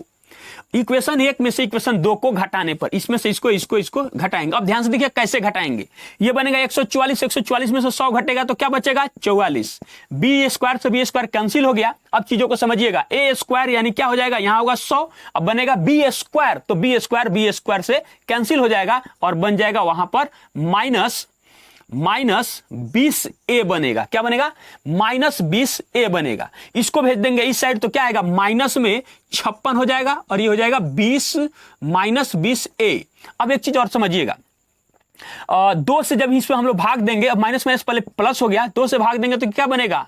28 बनेगा और इस 0 से इसमें जब भाग देंगे तो ये 2.8 बन जाएगा, यानी कि a बराबर हो जाएगा। यानी a मतलब क्या हो जाएगा? OS हम लोग जो माने हैं OS बराबर a और a बराबर 2.8 cm हो जाएगा। और जिस ऑप्शन में 2.8 cm दिया गया है वही हमारा आंसर हो जाएगा, अर्थात ऑप्शन नंबर डी हमारा आंसर हो जाएगा। चलिए हम लोग अगला प्रश्न देखते हैं, क्वेश्चन नंबर 14। क्वेश्चन नंबर 14 में कहता है कि 13,824 cm क्यूब आयतन वाले एक ठोस घन को समान आयतन वाले 8 घनों में काटा जाता है। मूल घन के पृष्ठीय क्षेत्रफल तथा 3 छोटे घन के पृष्ठ क्षेत्रफल के कुल योग का अनुपात क्या होगा? बहुत आसानी से क्वेश्चन को हम लोग सोल्व करेंगे, ध्यान से देखिएगा। 13,824 cm क्यूब वाले घन को 8 समान आयतन वाले घनों में काटा जाता है। तो क्या करेंगे? 8 से इसको हम लोग भाग देंगे तो 8 × 8 हो जाएगा, 8 × 7 = 56, तो कितना हो जाएगा? 2 बचेगा यानी 22 बचेगा। 8 दूना 16 तो कितना हो जाएगा? 16 × 4 = 20 और 2 22 यानी कि 64। 8 × 64 हो जाएगा, 8 × 64 हो जाएगा। 1728 cm जो छोटा है उसका आ गया आयतन। अब ध्यान से देखिएगा, छोटे वाले का छोटे लिख दे रहे हैं, छोटे घन की भुजा बराबर क्या हो जाएगा? 1728 का हम लोग घनमूल ज्ञात करेंगे। तो 1728 किसका घनमूल होता है? 12 का, यानी कि 12 हो जाएगा। उसके बाद बड़े का बताया गया है तो हम यहां लिख देते हैं बड़े, ठीक है, बड़े घन की भुजा बराबर क्या हो जाएगा? घनमूल हो जाएगा 13,824 का। तो ये बात याद रखने वाली है कि यह 24 का घन होता है। अब ध्यान से देखिएगा क्वेश्चन क्या कहता है, मूल घन के, तो मूल घन यानी कि 13,824 वाला जो घन है वो, तो मूल घन के पृष्ठीय क्षेत्रफल, तो मूल घन का पृष्ठीय क्षेत्रफल कितना हो जाएगा? 6 × भुजा स्क्वायर। भुजा स्क्वायर का मतलब हुआ 24 को 2 बार गुना करना। उसके बाद में ध्यान से देखिएगा 3 छोटे घन के पृष्ठ के कुल योग, तो कुल योग करें 3 बार या उससे डायरेक्ट 3 से हम गुना कर दें, बात तो बराबर है, 3 से गुना करेंगे और 6 × भुजा स्क्वायर यह भी हो जाएगा। इसका भुजा छोटा वाला मान रख देंगे यहां पर हम लोग। अब समझिएगा 12 से जब इसको हम लोग काटेंगे तो 12 दूना 24, फिर इस 12 से काटेंगे तो 12 दूना 24 और यहां 6 से 6 कैंसिल हो जाएगा। तो क्या बचेगा? 4:3 हो जाएगा और जिस ऑप्शन में 4:3 दिया गया है वही हमारा आंसर हो जाएगा, अर्थात ऑप्शन नंबर डी हमारा आंसर हो जाएगा। चलिए हम लोग अगला प्रश्न देखते हैं, क्वेश्चन नंबर 15। क्वेश्चन नंबर 15 में कहता है कि यदि साइन थीटा बराबर p² - 1/p² + 1 है तो कॉस थीटा बराबर है। अब ध्यान से समझिएगा, हम लोग जानते हैं एक त्रिभुज का निर्माण कर भी सकते हैं, नहीं भी कीजिएगा तो कोई दिक्कत नहीं है। तो हम लोग जानते हैं कि साइन थीटा बराबर क्या होता है? पापा बेटा पापा हेलो हेलो बोल, तो हो जाएगा p/h। तो ध्यान से देखिएगा, ये तो 90 डिग्री का कोण होता है, अगर इसी को हम थीटा मान लेते हैं तो हो जाएगा हमारे सामने ये p हो जाएगा, तो p² - 1 और ये तो हमारा हो जाएगा h p² + 1, यानी ये हो जाएगा हमारा b का मान गायब है तो b का मान निकालेंगे। क्यों? क्योंकि हमसे पूछ रहा है कि cos थीटा बराबर व्हाट, तो हम जानते हैं कि cos थीटा बराबर होता है क्या? b/h होता है, b/h होता है। तो अब ये मान हमको ये चाहिए, तो चाहिए तो हम जानते हैं कि h² लिख देते हैं, h² बराबर p² + b² होता है। तो अब क्या करेंगे, इसके स्क्वायर में से इस मान के स्क्वायर को घटा देंगे तो क्या हो जाएगा? इसका स्क्वायर करेंगे, देखिए ये हमारा h है तो इसका होल स्क्वायर करेंगे, तो जब इसका टोटल का होल स्क्वायर करेंगे तो हो जाएगा a² यानी p⁴ + 1 + 2p²। उसके बाद हो जाएगा माइनस होगा, ये इस साइड आएगा, देखिए ये माइनस होगा, यहां पर माइनस लगा देते हैं और हो जाएगा क्या? p⁴ उसके बाद प्लस में 1 और हो जाएगा माइनस में 2p square equal to B square. अब ध्यान दीजिए, जैसे ही माइनस इसमें एंट्री करेगा तो इससे यह कैंसिल करेगा और इससे यह कैंसिल करेगा और यह प्लस बन जाएगा। तो 2 और 2 कितना हो जाएगा 4p स्क्वायर बराबर बी स्क्वायर। तो इस साइड स्क्वायर को भेजेंगे तो हो जाएगा b बराबर 2p में बदल जाएगा।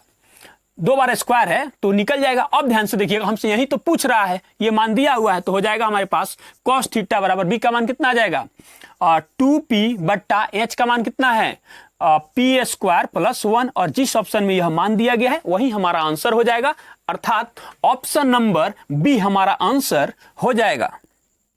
चलिए हम लोग अगला प्रश्न देखते हैं, क्वेश्चन नंबर 16। क्वेश्चन नंबर 16 जो दिया गया है, यह जो प्रश्न है, यह प्रश्न आपको दिया गया है ट्रिगोनोमेट्री का क्वेश्चन दिया गया है। ध्यान से देखिए क्वेश्चन क्या कहता है, कहता है कि 2 plus tan square theta plus cot square theta बटा sec theta into cosec theta बराबर है, ऑप्शन हमारे सामने दिया गया, यानी किसके बराबर है। ध्यान से देखिएगा इस प्रश्न को कैसे हम लोग सोल्व करेंगे। इसको हम लोग लिख सकते हैं 2 plus sign square theta plus cos square theta plus, इसको लिख सकते हैं cos square theta plus sign square theta, और हो जाएगा पूरे का बट्टा। तो पूरे का जब बट्टा होगा तो हम लोग लिख सकते हैं इसको 1 और बट्टा सेक का उल्टा क्या होता है, सेक का उल्टा होता है कॉस, और कॉसेक का क्या होता है, इसका होता है साइन थीटा, साइन थीटा। अब ध्यान से देखिएगा, अब इसमें हम लोग क्या करेंगे, इसका और इसका जब एलसीएम लेंगे तो यहां आ जाएगा, तो क्या हो जाएगा 2 cos square theta into sine square theta plus, एक तो कॉस से कॉस कैंसिल हो जाएगा तो आ जाएगा साइन, साइन में आ जाएगा साइन स्क्वायर थीटा, और 2 बार होगा यानी कि टोटल का होल स्क्वायर बन जाएगा। उसके बाद हो जाएगा प्लस कॉस स्क्वायर थीटा और उसका भी होल स्क्वायर हो जाएगा। उसके बाद हो जाएगा बट्टा, और हो जाएगा हमारे पास cos square theta into sine square theta.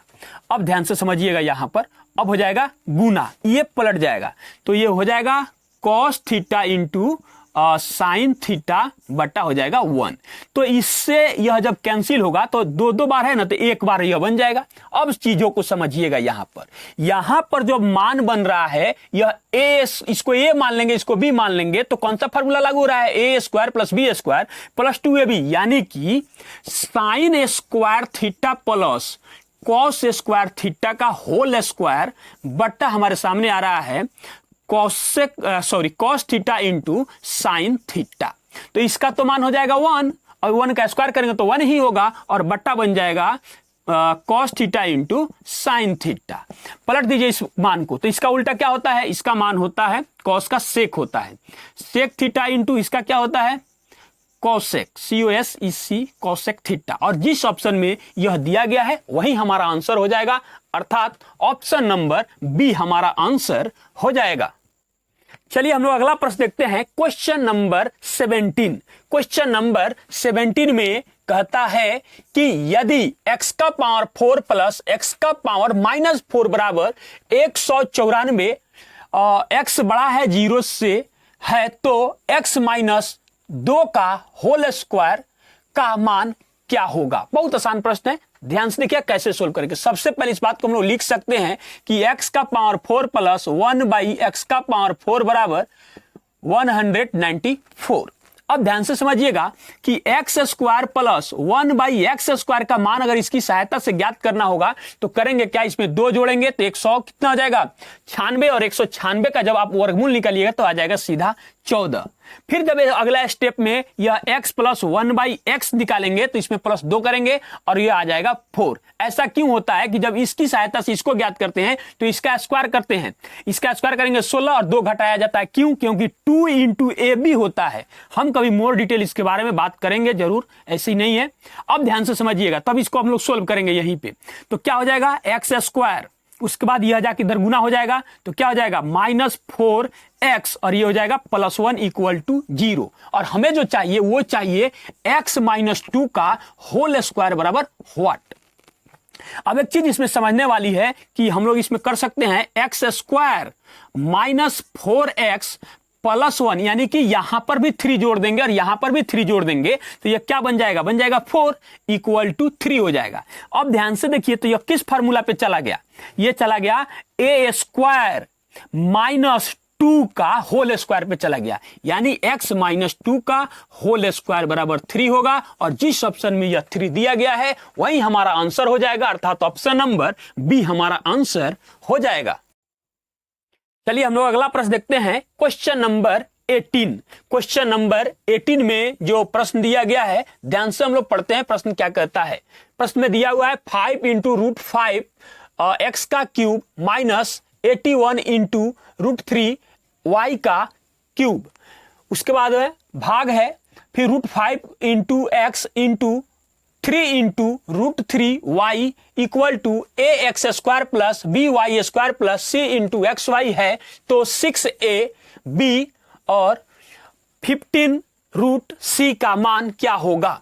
ध्यान से देखिएगा इस प्रश्न को हम लोग कैसे सोल्व करेंगे। इसको इस रूप में लाएंगे, इस रूप में लाएंगे तो ध्यान से देखिएगा इसका मतलब होगा रूट में 25 और इसमें मल्टीप्लाई करा देंगे तो हो जाएगा रूट में 5x और टोटल का होल क्यूब हो जाएगा, माइनस इसको कितना लिख सकते हैं, यहां हो जाएगा 27, उसके बाद भी 9 बच रहा है तो 3 × 9 9 × 27, उसके बाद बच रहा है 3, उसके बाद 3 बचा, हाँ ठीक है, तो 3 को इसको देंगे यानी रूट लगा के, यानी बचेगा 3, उसके बाद हो जाएगा रूट में 3 और उसके बाद हो जाएगा y, या टोटल का हम लोग होल क्यूब लिख सकते हैं। अब उसके बाद यहां पर हम लोग क्या करेंगे, भाग देंगे, क्या करेंगे, भाग देंगे, तो हो जाएगा रूट में 5x - 3 × √3y, ये रूप लेगा, इसका ये रूप लेगा इक्वल टू, अब ध्यान से देखिएगा ax² + by² + c × xy होगा। इस चीज को आप पहले समझिएगा, देखिएगा ध्यान से, ये कौन से फार्मूला का रूप ले लिया, ये और ये b का भांति काम कर रहा है, तो a³ - b³ बराबर क्या फार्मूला होता है, a - b × a² + b² + a × b होता है, और बटा यह a b का काम कर रहा है, a - b हो जाएगा, तो इससे तो यह कैंसिल हो जाएगा ना, तो इसको कैंसिल कर लेंगे, इसमें जो मान आ रहा है उसको भी कैंसिल करके हटा दिए, इसको a और इसको b मान के सिर्फ इतना पर हम लोग काम करेंगे।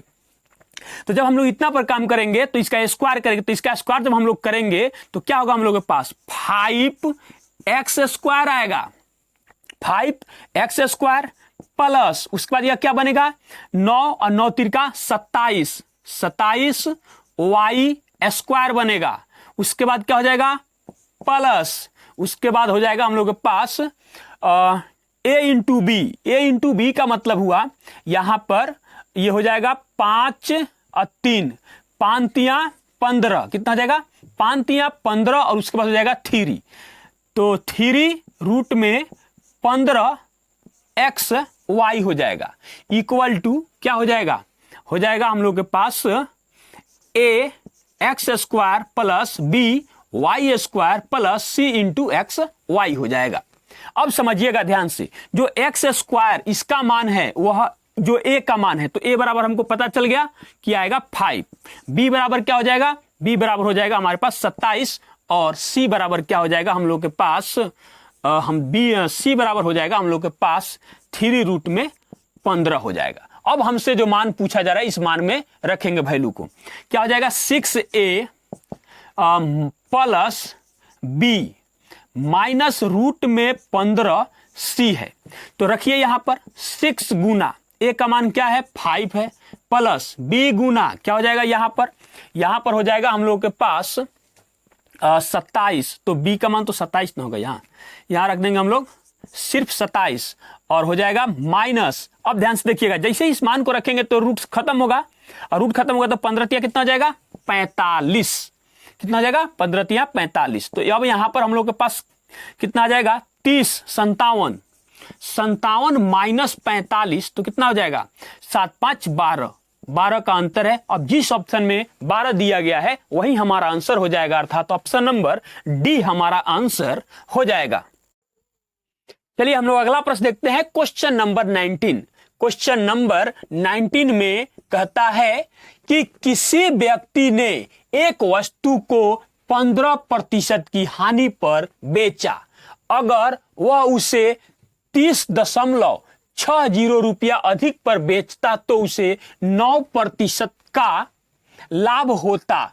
10% लाभ प्राप्त करने के लिए उसे उस वस्तु को कितने में बेचना चाहिए था। बहुत आसान क्वेश्चन है, ध्यान समझिएगा।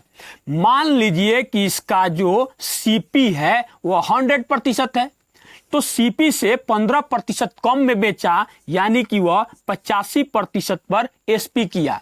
लेकिन कह रहा है कि अगर वह 30.6 रुपया अधिक लेता तो उससे क्या होता, 9% का लाभ होता, यानी उसे 109% का एसपी प्राप्त होता, यानी सेलिंग प्राइस प्राप्त होता।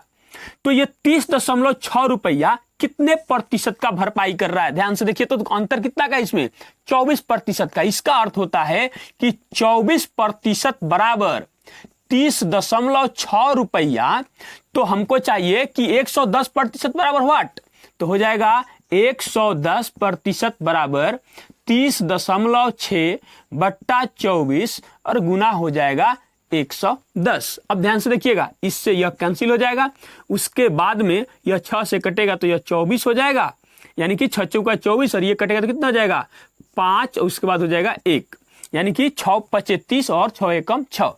इसका जब हम लोग मल्टीप्लाई करेंगे तो क्या आएगा, 1 का 1, 5 1 6 हो जाएगा, उसके बाद 5 हो जाएगा, भाग देंगे 4 से, 4 एकम 4 हो जाएगा, 4 चौका 16 हो जाएगा, उसके बाद 0 हो जाएगा, उसके बाद दशमलव होगा, 4 दूना 8 हो जाएगा, 4 5 20 हो जाएगा। यानी कि जिस ऑप्शन में 140.25 रुपया दिया गया है वही हमारा आंसर हो जाएगा, अर्थात ऑप्शन नंबर बी हमारा आंसर हो जाएगा। चलिए हम लोग अगला प्रश्न देखते हैं, क्वेश्चन नंबर 20। क्वेश्चन नंबर 20 में यह ट्रिगोनोमेट्री से प्रश्न दिया गया है। क्वेश्चन कहता है कि यदि 4 - 2 into sine square theta -5 cos theta equal to 0, जहां कहता है कि थीटा 0 से बड़ा होना चाहिए लेकिन 90 डिग्री से छोटा होना चाहिए है, तो sine theta plus tan theta का मान है। बहुत आसान है प्रश्न, ध्यान से देखिएगा कैसे हम लोग सोल्व करेंगे।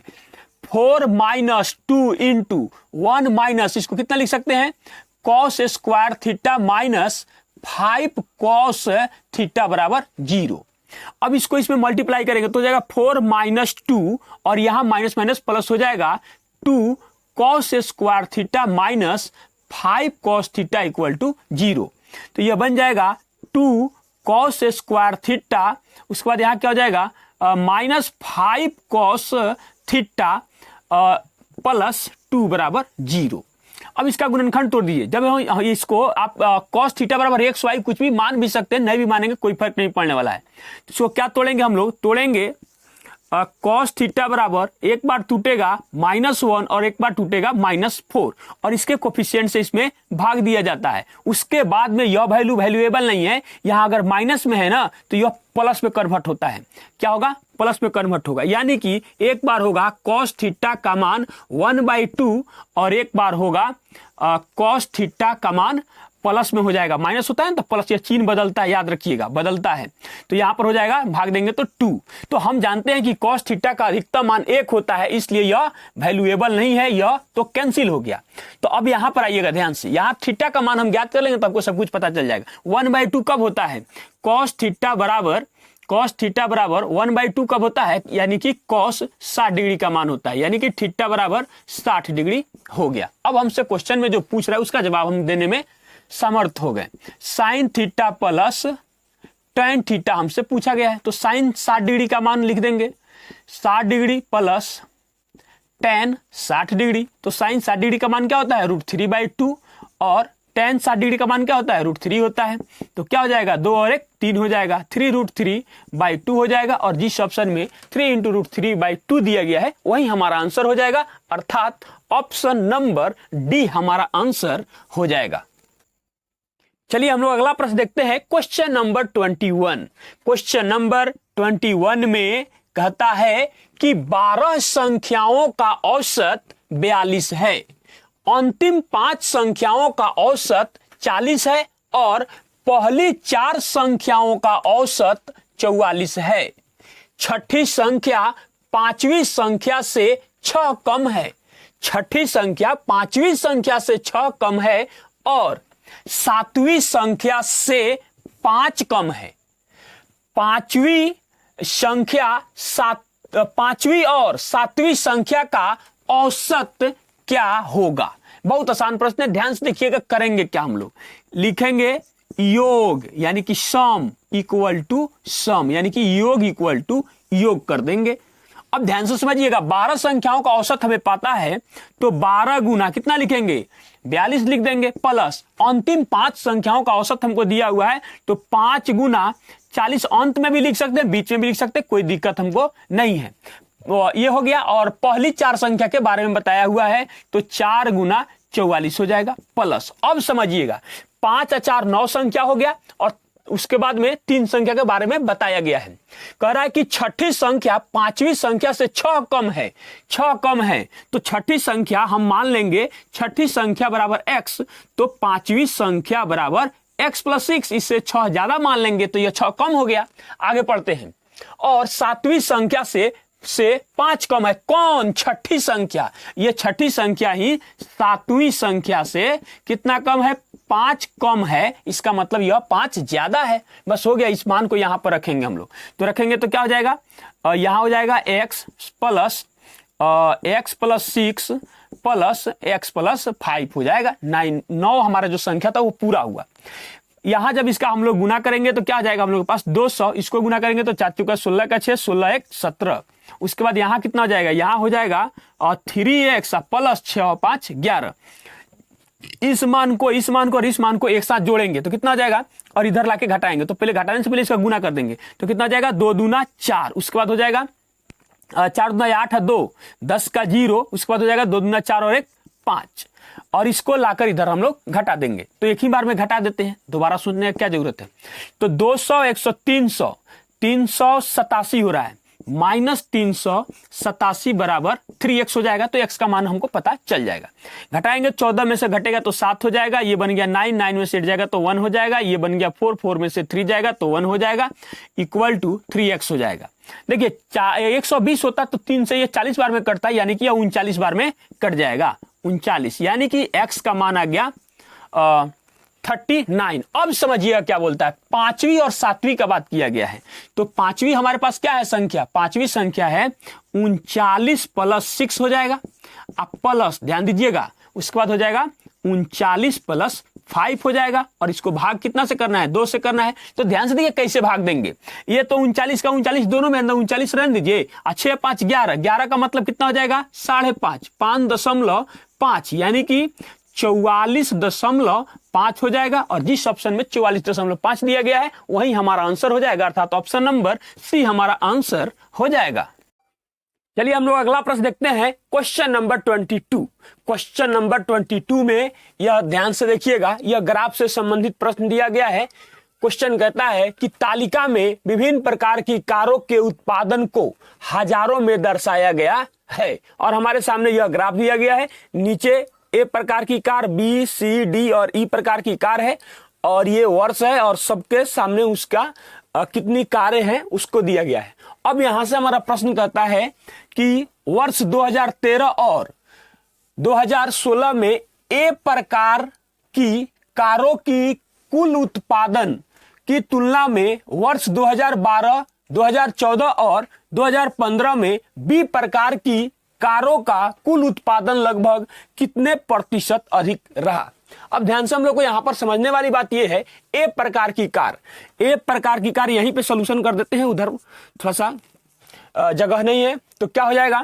ए प्रकार की कार, और कब कब का बात कर रहा है ए प्रकार की कार के लिए? 2013। तो 2013 में ए प्रकार की कार कितनी है? 35 है। उसके बाद 2016 का बात किया गया है, तो 2016 में ए प्रकार की 56 हो जाएगा। टोटल कितना हो जाएगा? 6 5 11, 8 1 5 3 8 1 9 हो जाएगा, 91। उसके बाद आप बात करते हैं 2012 में बी प्रकार की कार, बी बराबर क्या हो जाएगा हम लोग के पास? तो बी में 2012, तो 2012 और ये है बी, तो क्या हो जाएगा? 42 प्लस, उसके बाद बात किया है 2014 में कितना हो जाएगा? 40। उसके बाद हम लोग प्लस कर देंगे 2015, और 2015 में बी देखिए ये कितना है, देखिए बी के सामने 38, तो इसको हम लोग लिख देंगे यहाँ पर 38। तो क्या हो जाएगा, देखिए ये 2 इसको दे देंगे तो बन जाएगा यह भी 40, यानी कि 40 तिया 120, क्या हो जाएगा 120। अब ध्यान से देखिएगा, पूछा है कि बी प्रकार की कारों का कुल उत्पादन लगभग कितने प्रतिशत अधिक रहा है, यानी यह कितना प्रतिशत अधिक है, तो ध्यान से देखिएगा 29 ज्यादा है इससे, और इसी से कंपेयर करेंगे और गुना हो जाएगा हमारे पास 100%। तो क्या हो जाएगा, जब इसको हम लोग आप भाग दीजिएगा ना, तो ये आएगा आपको ये आ जाएगा 31.86 आएगा, जिसको हम लोग लगभग मान सकते हैं कि 31.9% अधिक प्रतिशत रहा। और जिस ऑप्शन में 31.9% दिया गया है वही हमारा आंसर हो जाएगा, अर्थात ऑप्शन नंबर सी हमारा आंसर हो जाएगा। चलिए हम लोग अगला प्रश्न देखते हैं, क्वेश्चन नंबर 23। क्वेश्चन नंबर 23 में चीजें वही है, डाटा वही है, सिर्फ हमारा प्रश्न बदल गया है, ग्राफ का वही है, सब कुछ वही दिया हुआ है।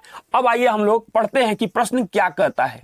प्रश्न कहता है कि वर्षों की संख्या, क्या पूछ रहा है, वर्षों की संख्या जिनमें बी प्रकार की कारों का उत्पादन सभी वर्षों में हुए डी प्रकार की कारों के औसत उत्पादन से कम है, निम्न है, यानी कि वह कितने साल में रहा, 1 साल कम रहा, 3 साल कम रहा, 4 साल कम रहा, या 2 साल कम रहा। अब ध्यान से समझिएगा इस बात को हम लोग कैसे यहां पर सोल्व करेंगे। पहले डी प्रकार की कारों का औसत उत्पादन हम लोग ज्ञात करेंगे, तो डायरेक्ट लिख देते हैं कि डी का औसत बराबर हो जाएगा, यानी सभी वर्षों में, ध्यान से देखिएगा, तो कितना हो जाएगा 51, कितना होगा हम लोग के पास हो जाएगा 51 प्लस, उसके बाद कितना होगा 24, उसके बाद कर देंगे प्लस, कितना हो जाएगा 30, उसके बाद क्या होगा प्लस, उसके बाद हो जाएगा 46, उसके बाद हो जाएगा 54। इस सबको जोड़कर जितना है उतना से भाग देंगे, 1 2 3 4 5 है तो 5 से भाग देंगे। अब यहां पर ज्ञात कीजिएगा, तो क्या हो जाएगा, जोड़ दीजिए इसको, 6 या 4 10, 10 और 10 और 4 14, 1 15, 15 का क्या हो जाएगा 5, तो 5 हो जाएगा, तो हासिल हम लोग के पास हो जाएगा 1। ये हो जाएगा 6 6 4 10, 10 3 13, 13 और 7, डायरेक्ट आ जाइए, 13 और 7 हो जाएगा 20, यानी कि 205 भाग 5, यानी कि जब भाग देंगे तो क्या हो जाएगा 41 बार में कटेगा, कितना कटेगा देख लीजिए, 5 चौका 20 और 4 एकम 4, 41 हो गया। अब ध्यान से देखने वाली बात है, बी में कहां देखना है, बी प्रकार की कारों में, तो बी प्रकार की कार ये है, तो ध्यान से देखिएगा, पूरे बी प्रकार की कार की बात की गई है, तो देखिएगा यहां पर जो है 41 इसका औसत आया है, लेकिन यहां पर 42 है, तो ये तो औसत से ज्यादा है। फिर यहां अगर बात करते हैं तो यहां पर भी ज्यादा है, लेकिन वहां है 41, यहां है 40, यानी कि बी प्रकार की कार जो है वो 2014 में कम है, 2014 में कम है डी प्रकार के औसत कारों से। उसके बाद हम लोग बात करेंगे तो 2015 में भी कम है, कहां कम है 2015 में भी कम है, और 2016 में ज्यादा है। तो मात्र ऐसे 2 ही वर्ष हैं, 2 वर्ष हैं, जो एक 2014 एक 2015, जिसमें डी के औसत कार के उत्पादन से कम है, अर्थात जिस ऑप्शन में 2 वर्ष दिया गया है वही हमारा आंसर हो जाएगा, अर्थात ऑप्शन नंबर डी हमारा आंसर हो जाएगा। चलिए हम लोग अगला प्रश्न देखते हैं, क्वेश्चन नंबर 24। क्वेश्चन नंबर 24 में फिर से ये प्रश्न यहां से बदल रहा है, बाकी डाटा ज्यों का त्यों है। अब ध्यान से पढ़ते हैं क्वेश्चन क्या कहता है, इस प्रश्न को कैसे हम लोग सोल्व करेंगे। यदि ई प्रकार की कारों के उत्पादन से संबंधित आंकड़ों को पाई चार्ट के द्वारा दर्शाया जाता है तो 2013 में कारों के उत्पादन को दर्शाने वाले आंकड़ों का त्रिज्यखंड का केंद्रीय कोण होगा। बहुत आसान क्वेश्चन है, ध्यान से समझिएगा। सबसे पहले हम लोग एक वृत्त बनाएंगे, उसके बाद में ध्यान से देखिएगा ई प्रकार के कारों का चर्चा किया गया है, तो ई प्रकार के कारों का चर्चा किया गया है 1 2 3 4 5, यानी इसको 5 भागों में हम लोग बांटेंगे, 5 भागों में बांटेंगे, 1 2 3 4 5 ऐसे मान लिए। अब ध्यान से देखिएगा 2012 में 2012 में 20, उसके बाद कितना हो जाएगा 2013 में 42, उसके बाद कितना हो जाएगा 2014 में 40, 2014 में 40, उसके बाद 2015 में 35, उसके बाद 2016 में 43 हो जाएगा। अब ध्यान से देखिएगा, हम जानते हैं कि वृत्त का जो होता है या केंद्रीय कोण इसका होता है 360 डिग्री होता है। पूरे एक वृत्त जो कोण बनाता है वह 360 डिग्री का कोण बनाता है। तो सबको जोड़ेंगे तो कितना हो जाएगा, जोड़ेंगे तो 3 और 2 5 5 10, कितना हो जाएगा 10। तो 10 का कितना हो जाएगा 0 और हासिल हो गया हम लोग के पास 1। तो 5 5 और 2 7, 7 और 4 कितना हो जाएगा 11, 11 और 3 14, 4 18, यानी हो जाएगा 180। यानी 180 बराबर 360 डिग्री।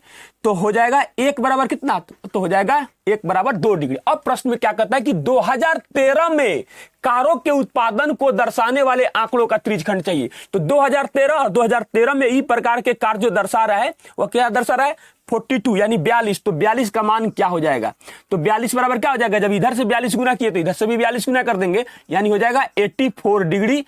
और इसका केंद्रीय कोण जो होगा 84 डिग्री होगा। और जिस ऑप्शन में 84 डिग्री दिया गया है वही हमारा आंसर हो जाएगा, अर्थात ऑप्शन नंबर डी हमारा आंसर हो जाएगा। चलिए हम लोग अगला प्रश्न देखते हैं, क्वेश्चन नंबर 25। क्वेश्चन नंबर 25 में फिर से वही प्रश्न है और डाटा वही है, फिर से इसका प्रश्न बदल रहा है। ध्यान से देखिए क्वेश्चन क्या कहता है, कह रहा है कि वर्ष 2014 में ए और 2013 में सी प्रकार की कारों के कुल उत्पादन तथा वर्ष 2016 में बी और 2015 में ई प्रकार की कारों के कुल उत्पादन का अनुपात क्या होगा। बहुत आसान क्वेश्चन है, ध्यान से देखिएगा कैसे इसको सोल्व करेंगे। अनुपात हमसे पूछा गया तो 2014 के ए में आइए, तो ये रहा ए और ये रहा 2014, तो 2014 में कितना हो जाएगा 48 प्लस, उसके बाद क्या बोला है, देखिए कहा है कि कुल उत्पादन यानी कुल मतलब योग 2013 में सी, तो 2013 ये रहा और सी ये रहा, तो 2013 में सी मतलब 36 मतलब 36,000 है, तो उससे हमको कोई यहां पर फर्क नहीं पड़ने वाला है।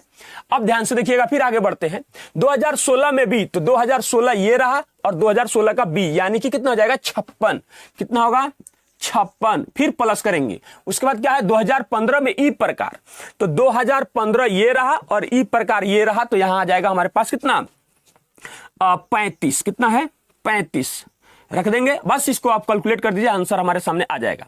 तो 8 और 6 कितना हो जाएगा 14, 14 का कितना हो जाएगा 4 और ये हो जाएगा 4 3 7 और ये कितना हो जाएगा 8। उसके बाद आगे बढ़ते हैं, क्या हो जाएगा 6 और 5 11 का 1 हो जाएगा और 5 3 8 और 1 कितना हो जाएगा 9 हो जाएगा। अब ध्यान से देखिए ये कॉमन इसमें क्या है 7 कॉमन दिख रहा है, क्या हो जाएगा 12 सत्ते 84 और 13 सत्ते 91, कितना होगा 13 सत्ते 91। जिस ऑप्शन में 12:13 दिया गया है वही हमारा आंसर हो जाएगा, अर्थात ऑप्शन नंबर डी हमारा आंसर हो जाएगा। सेशन के अंत तक यानी कि सेशन में आप यहां तक अगर पहुंच गए हैं तो सेशन कैसा लगा कमेंट के माध्यम से आप अपनी राय जरूर दीजिएगा। आज के लिए बस इतना ही, मिलते हैं एक और बेहतर क्लास में, तब तक के लिए धन्यवाद।